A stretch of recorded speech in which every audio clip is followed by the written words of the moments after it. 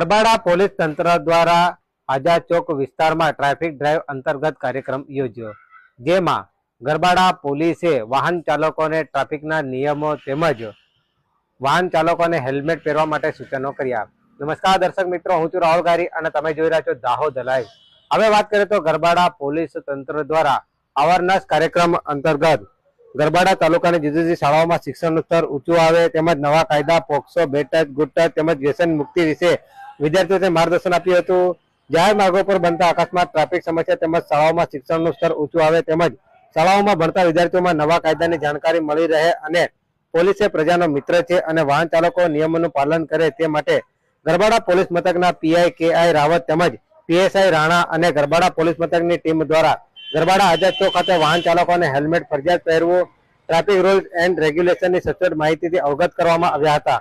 તેમજ ગરબાડાની સાર્વજનિક શાળા જાંબુઆ